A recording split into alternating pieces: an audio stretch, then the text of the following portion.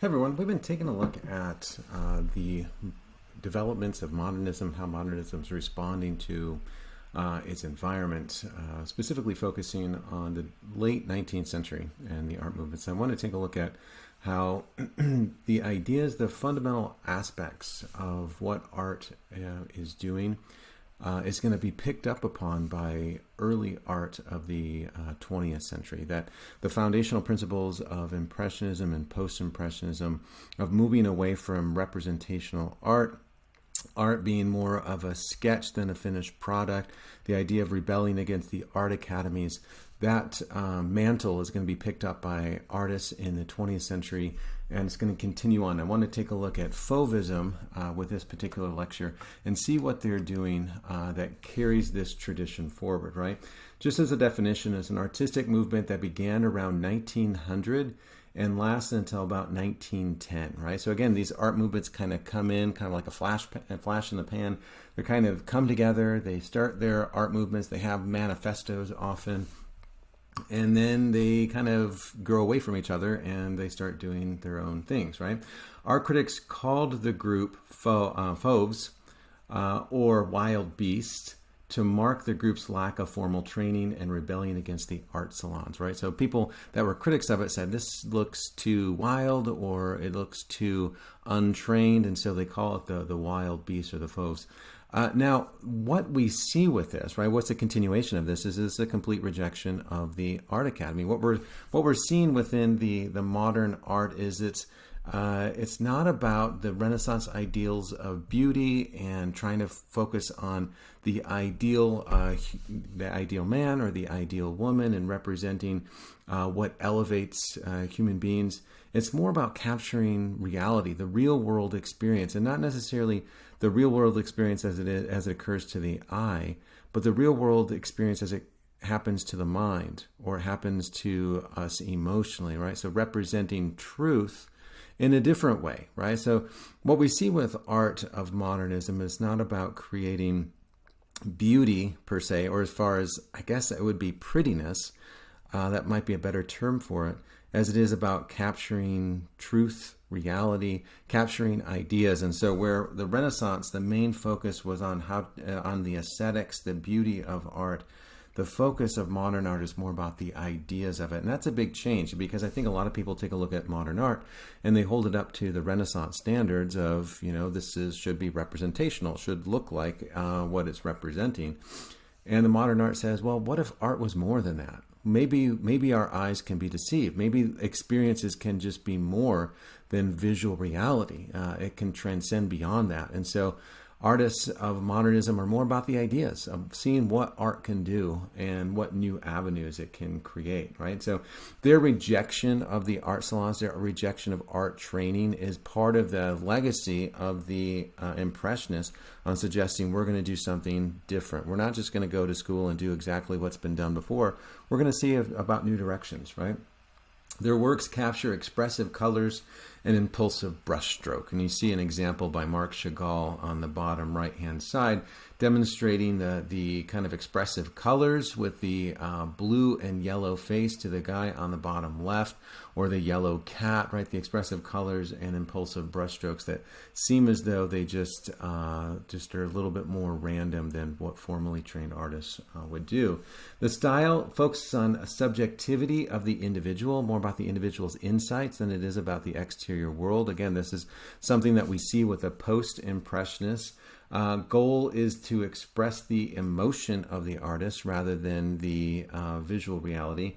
They seek to be freed from the shackles of reality. And this is a quote by Henri Matisse. He says, "Exactitude is not truth."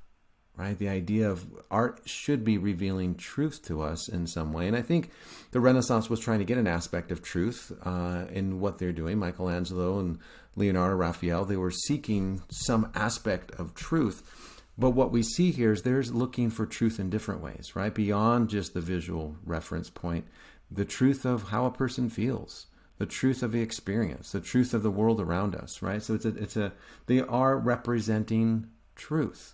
Now, it might look different because they're focusing on there's more truth out there than just visual reality. Number 4, they focus on the clarity of forms equals clarity of expression. So the idea of trying to capture expression and making forms seem simple and easy to discern. And colors offer sensations and expression. And so it's not about capturing the real colors, it's about capturing expressive colors. Let's take a look at Henri Matisse as one of the main Fauvists. He grew up in a middle-class family. He studied law in Paris from October 1887 to August 1889. Again, we've seen this trend before of someone coming from the non-art world and then finding their passion within art. He became bored with his job and started taking art classes before work, and in 1889, he took up painting and abandoned law. He took more formal classes and copied paintings from the Louvre, and so he was, in some ways, not formally trained, but he's using the masters as kind of his guidebook. In 1897, he started to look for a new direction for art, and he started with experimentation, right? And this is that idea of the avant-garde, doing something new and unique.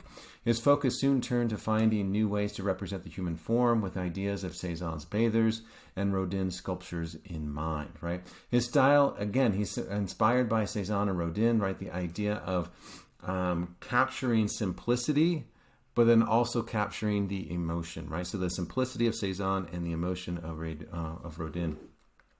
He suggests that expression trumps representation. That's part of the movement itself. He has impasto brushstrokes, which we have seen with Cézanne, we've seen with Van Gogh. The simplicity of forms and limited expressive use of colors. And so this is probably one of his most famous works of art. This is the portrait of his wife, Madame Matisse. What we see here, the brushstrokes are very broad and outlined shapes, very similar to what we see with Cézanne, right? The idea of just using very basic color palette here, right? This is just kind of a turquoise, and then we see the pale kind of tan, the skin tone, the green stripe here, the black and blues, and then just these kind of reds and purples, right? And that's pretty much it. It's about simplicity, simplicity of form, simplicity of shapes. Notice how the lines don't really push for depth.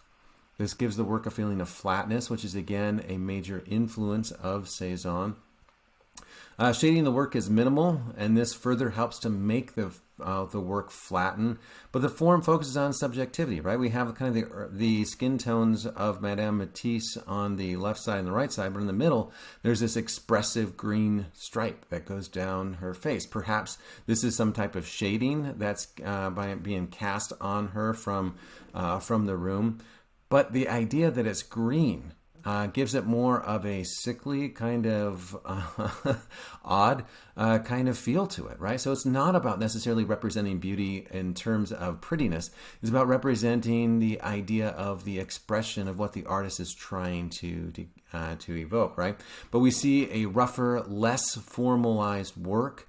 It's a celebration of the raw, untutored hand, which is what Fauvism is all about. It celebrates the artist's freedom from representation. Right? In the tradition of Cézanne, we see the flattening of space and the simplicity of figures.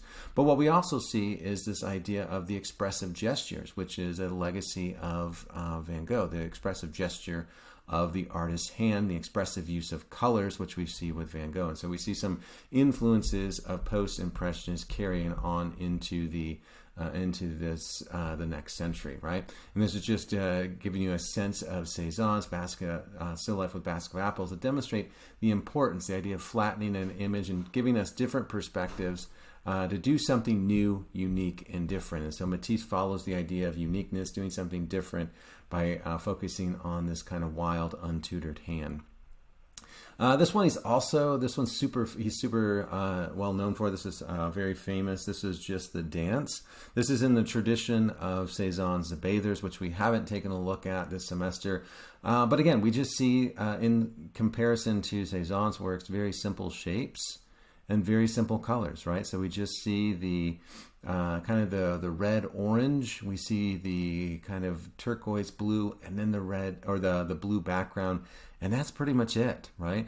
And the idea of the dance is something that we've seen before, the idea of primitivism, that we need to reject the modern industrial world and try to find something non-Western ritual, something more savage or raw. And I use those with air quotes. The idea that there's something within us that we are lacking due to our civilization, due to being surrounded by steel and concrete and urban settings. We're losing our connection with our natural elements, these primitive elements that are still within us, but we're repressing, and they're suggesting that we need to find them, we need to celebrate them, and we need to unite. Maybe there would be less wars, maybe there would be less conflict if we can find this primitive element and find a way to dance, which is a very primitive emotion that we feel. We can find this kind of connection with each other, and if we can find that connection with each other, maybe we'll stop trying to kill each other. Marc Chagall is another Fauvist. He was born in Russia and studied in St. Petersburg. He spent time in Paris and Berlin, where he becomes familiar with the avant-garde styles. Many of his works were banned later in Germany by the Nazis. That's happening in the 1930s. And then he leaves Germany in the late 30s because he sees the writing on the wall.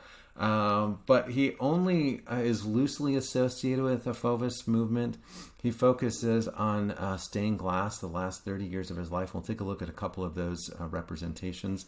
But his style is focusing on folklore images, right? The idea of these older stories, these more primitive stories, representing them, suggesting that humanity has become corrupt and we need to find our roots, right? So the ideas of folklores. We're going to see dreamlike forms which have a sense of weightlessness to them. So again, define the laws of gravity, define the laws of physics. It's not about rationality. It's not about reason. It's not about science. It's just about trying to connect, right? He flattens the image, which is a carryover from what Cézanne's doing. And we see a smaller color palette, but an expressive use of colors, right? So this is the holy coachman. And we see this emerging style here, right? The figure is flat as the lines don't push diagonally to the center of the canvas to convey depth. There's no indication of shading, and this also flattens the image, right? So we see maybe there's some shading here. I don't know.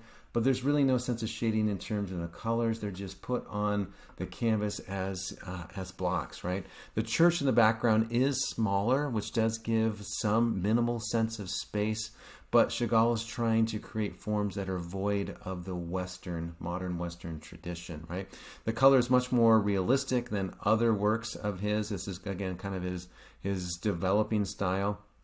The hair and the coat on this figure here look realistic. The cityscape in the background looks somewhat realistic, although the fact that it's all one single color makes it kind of blend together a little bit oddly. The figure here is off though. The figure just floats in the air, right? The body moves like a serpent, which is void from reality. Again, not trying to represent reality. They're trying to do something different, trying to capture the emotion of this holy coachman as he kind of walks through or gallops through the street, right? It is contorted. The arms seem like they don't have bones. They feel like it looks more like rubber or something. And it gives the work a feeling that there is no formal training to this art, right? So someone that was trained in the academy, someone in the art salons would say, this is hideous. This is something that a 3-year-old or a 5-year-old or whatever could do. And I think Marc Chagall would say, yeah, that's the point. Maybe art needs to get away from just doing the formal structure of what we've always been doing. Maybe art can be more than that. Maybe we need to be a little bit more, I guess, primitive, if you want to use that term, find our actual roots and focus more on that, because the science, the reason that technology that we have, although they're great, they're also leading to chaos. And this is happening right about at the cusp of World War I, right? So again, they're seeing the writing on the wall, and they're starting to think, you know what, maybe society is becoming, lost, and this is going to lead to something horrific, which in fact it does. World War I breaks out in 1914. The image here is crude, it's dreamlike, it's childlike, gives the work a feeling of innocence, which is what he's going for. Rather than being steeped in tradition, this is about not following the rules and doing something different, becoming avant-garde. Taking a look at his Paris through the window, this is him just kind of painting what he sees. And again, this is kind of a more mature, I guess, style. If that doesn't sound like that, mature would be a word that you would use for this, but this is his more formal style that he uses. Maybe even formal is the bad word to use. His more stylized style, I guess. The colors are not attached to realism. The yellow cat and the blue on the face do not convey actual images. So he's moving away from the exterior world, right? Suggesting that maybe we can learn little from the exterior world. Maybe we need to focus more on this idea of subjectivity, what's going on inside, right? There's life outside the window, a window with the busy city streets. The man is on a parachute, which demonstrates this excitement of the city, of what's going on. But the landscape looks very crude, right? There's shifting angles of buildings. The man and woman are walking sideways, kind of interestingly here on the kind of center right. It looks hastily sketched, right? So it looks like this is just, the forms are bizarre. The cat's face looks unrealistic, almost human-like, which gives it kind of this bizarre Radon smiling spider kind of feel to it. The man at the bottom right has two faces. Perhaps this is to convey two emotions or two different moments in time. But the argument is that the artist cannot convey the modern world with crime, poverty, corruption, excitement, energy, right? Electricity in the forms of the past and the Renaissance. This is a primitive style to reject the artistic techniques and traditions because the Western world has become too formalized, too mechanical, too scientific, and we're losing sense of our roots, and that's going to lead to some catastrophic ends, right? So again, it's trying to lead and direct society to a new ideal. Here we take a look at the birthday. Again, we see kind of the floating figures as the wife kind of floats, and then clearly the husband floats, and it seems like his neck is broken, kind of a rubbery neck as he turns around and gives her a kiss on this birthday. But the idea here, very similar to what we see of Van Gogh, is how do you capture the essence of something? How do you capture the essence of just feeling on top of the world, being elated, just having everything go your way? How do you express the excitement of a particular day that's different from all other days? And can you do that by just putting two people in a corner and they're smiling? Maybe there's more to this. Maybe there's more to life. How do you get the feeling that we're walking on clouds, right? And he's trying to capture the emotion of it rather than the reality of it, right? But we see more realistic use of colors, right? The greens, the red, the black, the yellow are more muted to resemble more earth tones. However, the forms have this kind of Willy Wonka and the Chocolate Factory kind of floating to it. But the idea is we're trying to move away from these old forms and capture, right, that reality exists without retinal representation, right? That life feels differently than what we're often seeing. And sometimes what we're seeing can be deceived by our emotions, by the lenses or the shades that we put on. We can miss certain things. He worked on these stained glass, which are amazing. These are at the Art Institute in Chicago. If you're ever in Chicago, I highly recommend. He was working on these when he was 82 years old, right? So it's very active, demonstrating, but he continues that kind of Marc Chagall vibe to these particular windows, and he's representing here American history, right? Which is an interesting idea, conveying what makes America America, right? And this is where he moved. He moved to the United States when the Nazis came into France, and so he has this kind of pride or this kind of gratitude for America and American ideals. And this is just my wife and I standing in front of one of the panes, but super interesting, super cool. In terms of what art is doing and the direction of art. So this is just a kind of a brief introduction to Fauvism and what two of them are about. But it's really about trying to do something away from the art academies, do something unique, do something different in order to take art in a new directions.